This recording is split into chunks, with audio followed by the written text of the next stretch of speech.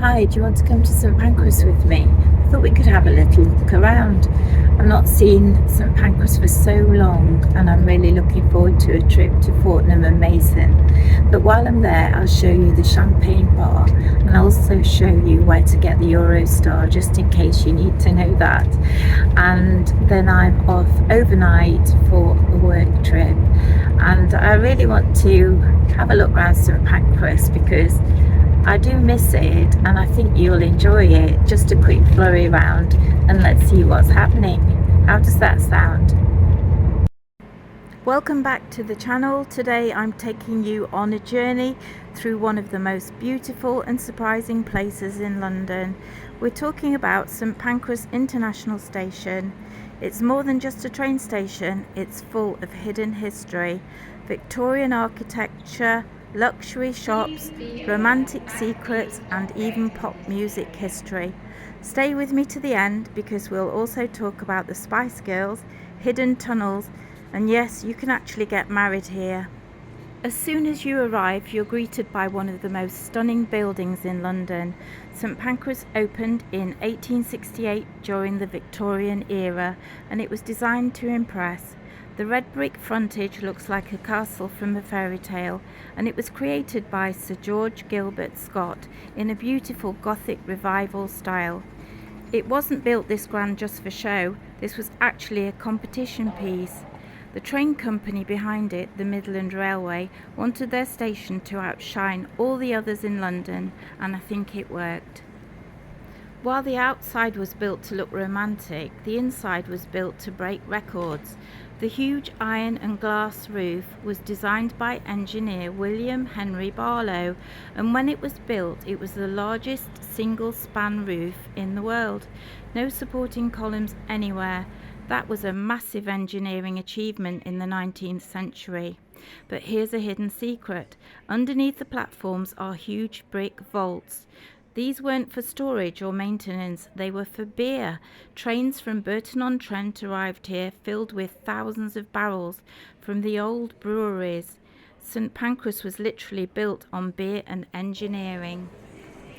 Now let's talk about one of the most famous features, the giant clock that you saw at the beginning of the video. It looks original, but here's a secret most people don't know.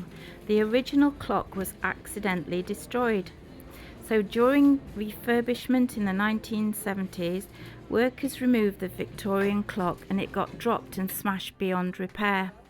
But don't worry, the clock you see today is a perfect replica made by the same company who made the original, Dent of London, the same clockmakers who built Big Ben. So yes, you could say St Pancras keeps time in true British style. One of the most charming things about St Pancras is the public piano. Anyone can sit down and play, and you'll often hear music echoing across the station. Sometimes big names like Elton John or John Legend have surprised commuters by performing here. The music, mixed with the lighting and the architecture, gives St Pancras a unique emotional atmosphere. You actually feel something here. And there were two pianists here today when I was there, and unfortunately I can't let you hear the music, but it was stunning. St Pancras is also the home of the Eurostar, and from here you can glide straight under the sea and be in Paris in just 2 hours, Brussels in under 2 hours, or Amsterdam without flying. It's known as London's most romantic departure point. Look up at the roof in the evening. This place is full of carefully designed hidden lighting. The station uses soft LED uplighting along the iron arches, changing the mood throughout the day. In the morning it feels bright and airy, and in the evening it becomes warm, cosy and almost romantic. Sometimes the roof is lit in special colours to mark events. Rainbow colours for Pride, blue for NHS Day and red for Remembrance. It gives the station personality and keeps its Victorian soul alive while still feeling modern and alive. It's hard to believe now, but in the 1960s St Pancras was nearly demolished. Like so many Victorian buildings, it fell out of fashion and people called it old-fashioned and ugly. Can you imagine if this entire place had been destroyed and replaced with a concrete box? Luckily, it was saved thanks to a passionate campaign. This was led by a poet, Sir John Betjeman, who called this building a cathedral of the railways. His statue now stands inside the station as a tribute to the man who saved it. It wouldn't be St Pancras without a touch of luxury. Inside the station you'll find Fortnum and Mason, the famous royal grocers, known for the afternoon tea and luxury hampers. There's also Hamleys, Chanel, champagne bars, patisseries and boutique shops. This is a station where you can board a train and buy caviar in the same place. So enjoy with me Fortnum and Mason, my absolute favourite. I can never pass this shop by. The beautiful products, the care and consideration for customers. I just love the whole experience. If you ever buy a bag from Fortnum and Mason, they will replace it no matter how old or how tatty. It really is a bag for life. I just love the choice of gifts that you can get for somebody. And don't get me wrong, they start quite expensive, but they're just so perfect for giving pleasure to someone that you care for and love. I was always spoilt for choice. I love the hampers so much. I love the fact that you can choose what you want to go in your hamper.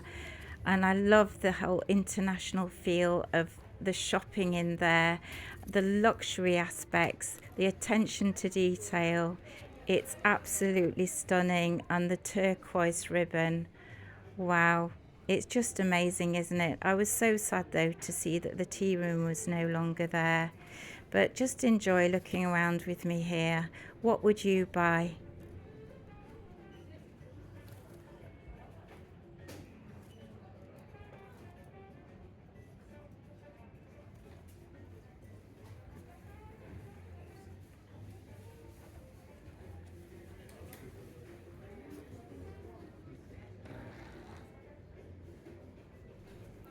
Believe it or not, you can get married at St Pancras. The Renaissance Hotel holds glamorous weddings and couples often pose on the grand staircase or beside the clock. Some even arrive by Eurostar from Paris to keep the romance going. The hotel offers a Midland grand ballroom with original Victorian details, perfect for elegant vintage style weddings.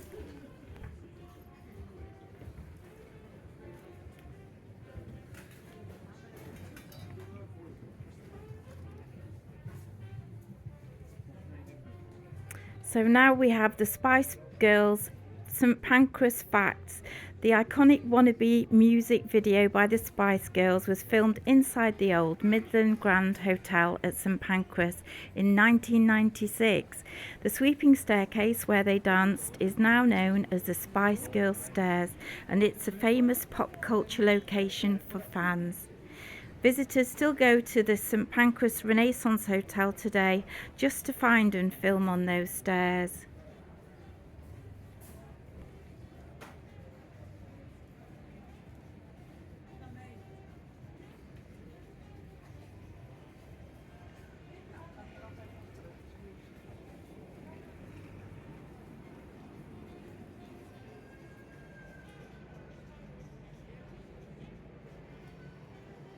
Well, I think you'll be very surprised to know I actually managed to leave this shop without buying anything.